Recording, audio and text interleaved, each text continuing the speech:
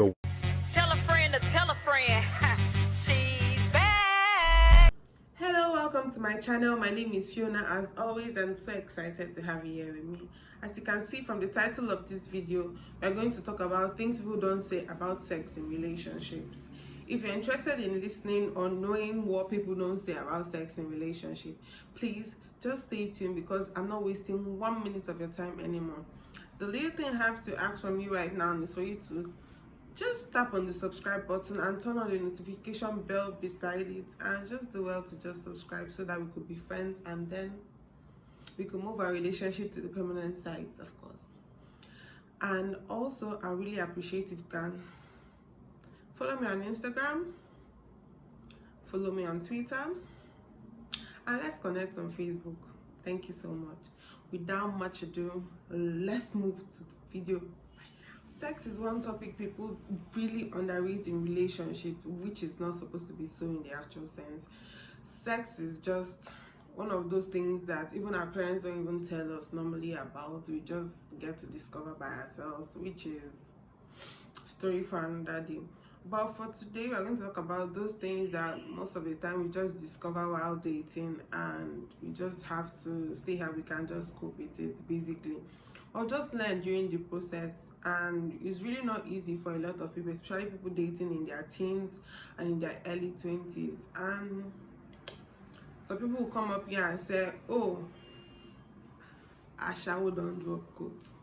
It's not just Ashawo don't drop quotes or something. First of all, I can't even say I'm a relationship expert or I have good experiences in relationship. I can't say so, because if I can say so, would have been a different story. Maybe I'll be giving you marriage counseling classes or something. But well, we all make mistakes and we're supposed to learn from it.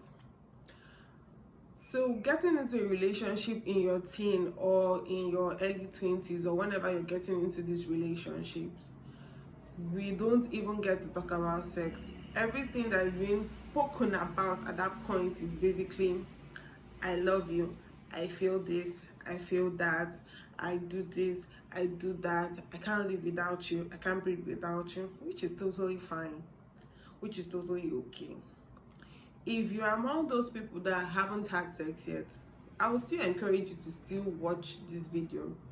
But if you're sexually active, please do watch this video. It's really important for you too. For those that are not actually sexually active and you're watching this video, I guess this video meets you at the peak of time, because there's a lot of things you need to learn before getting involved in sexual activities or sexual intercourse as a whole. And it's important for you to be prepared ahead of time, knowing that these things do exist in relationship, and one way or the other you come across it. First of all, I'll talk about sex itself and why it is avoided in relationships at the early stage. First of all, in the early stage of relationship, people are just trying to figure out, oh, I love you. They're trying to earn trust. So they'll try to make you understand that you have to trust them, that you're comfortable with them, that you should give them the opportunity to be part of your life. They're going to care about you. So you end up seeing more of, I want to see you, can I talk, I can't hear you, speak to me, express yourself. You can't be hiding these things and wanting me to understand you. Those are the kind of things you hear in the early parts of relationship. I want you to trust me. Trust. I care about you. I can't do anything to hurt you. And then when you've passed that stage of trusting this person, caring for this person, and then you move to the next stage of the actual relationship, because at that point you've actually trusted this person, you care so much about this person, and you've developed emotions for this person. When all those things come together, you end up spending more time with this person, expressing yourself more to this person, and understanding that this person is your person.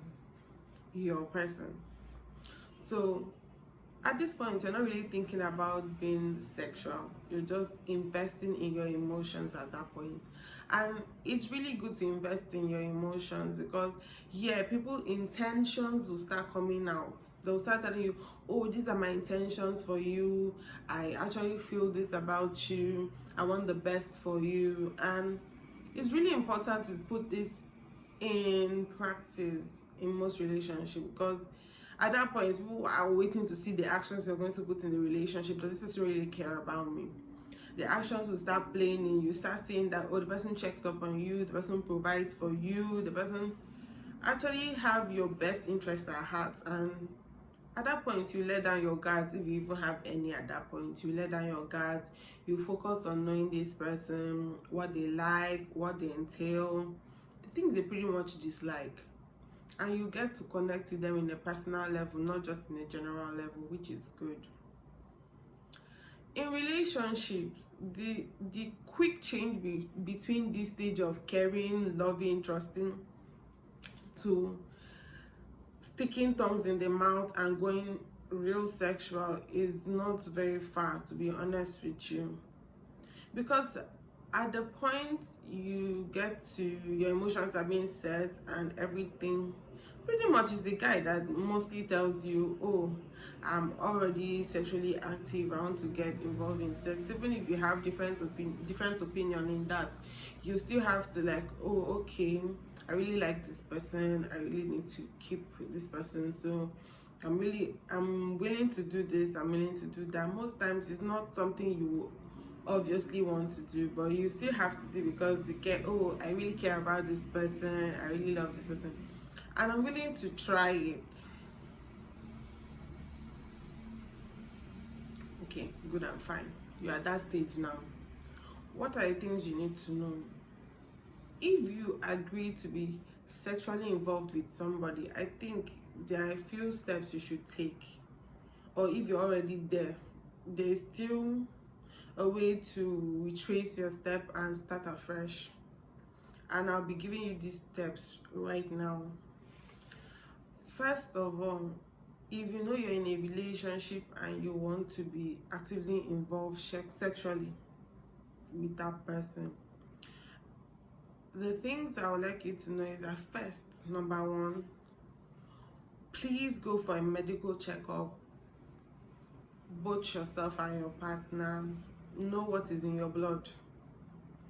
The rate of STDs and STIs out there is really alarming, and if you don't, which leads to number two, stay protected.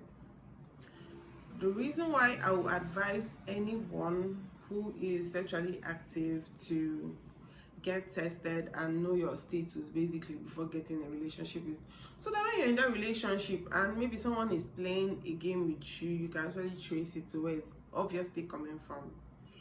Do all your tests, probably your HIV test for your STDs and STIs. Just go to the nearest clinic and just run those tests and know that you're free before you get into any sexual relationships.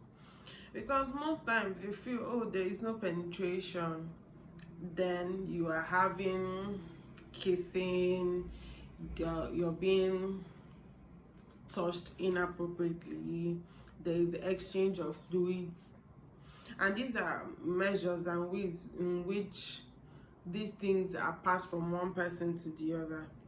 So you just have to know that I might not be having coitus, but I'm exchanging fluid with this person. Fluids includes your saliva, your semen, your vaginal fluids, and in the age of oral sex now, anything can probably happen, and these diseases could be contacted orally or otherwise.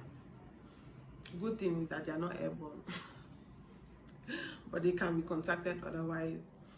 So if you know you want to be having unprotected sex, a lot of people now say if it's not raw they would die. That is what they really like and that's what they really want. And if you're up to it or you've been involved in it before, whole different level. Like it's an, I don't even know what to call it. It's a different thing entirely. But if you are in the category of, oh, I prefer safe sex because I don't really want to bother myself about different things apart from the STDs and the STIs, I don't want to get pregnant, not right now. So it's better you use protection, or you opt for, those that are doing raw, you can opt for pills or some sort of birth control measures. And please, this one is for my dear sisters out there. If a guy says he doesn't like condoms and you on your own you say you don't want to use birth control, withdrawal is not 100%. Withdrawals are not 100%. Yeah, some people are actually good at it, but is that a guarantee?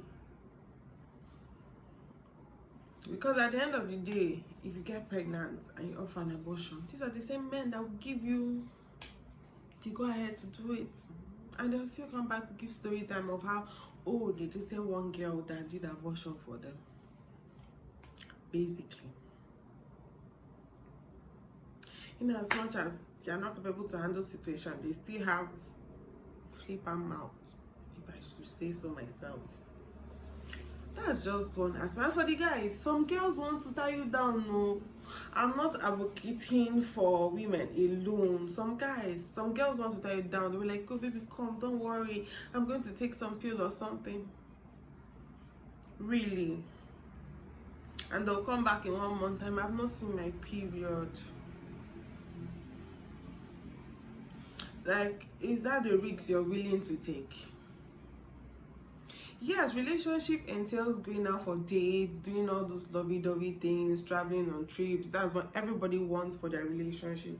But if we sat down and thought about, okay, at least once in every 3 months, I should hold my babe's hand or hold my boo's hand, and we should go to the nearest health center close to us to run some tests. And most of the time, these tests don't even cost as much as a bottle of pizza, or that designer bag that you want, or that iPhone you're holding in your hand. Because at the end of the day, if you're detected early, you would know your status. You will start treatment on time. You won't even die a useless death. You could just manage.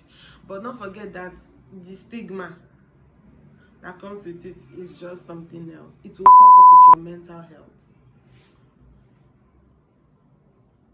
So I would just strongly advise anybody that is sexually active, please, please, please, please, please, whatever your relationships are, or if you're involved sexually in relationships, please, please, please find some time to talk to your partner. I feel this is necessary for us to to apply in our relationships.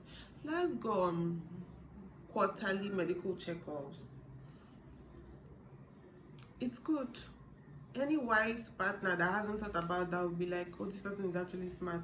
This person has my best interests at heart. Because the rate at which people cheat these days is really alarming. But you don't have to judge anybody for that, because it all boils down to a different kind of mental issue altogether. Because I don't feel that normal people will actually cheat on people that they love or are in good relationships with. Some people actually date psychopaths, but I really don't know. So I would advise you, if you're in a relationship and nobody has really held your hand down the road of talking about getting involved sexually in relationship, you can hold your hand, you can read books, you can search the internet, you can get mentorship from people who are experts in this field, or probably ask for counseling. These things are probably free now. So if you enjoyed this video, or you have something to add or comment to it, please don't forget to drop your comments in the comment section and just share your experiences. Let's know if it's something common, or a lot of people are just evading the whole sexual topic, if you're sexually active or not. Thank you for watching my channel, and do have a great one.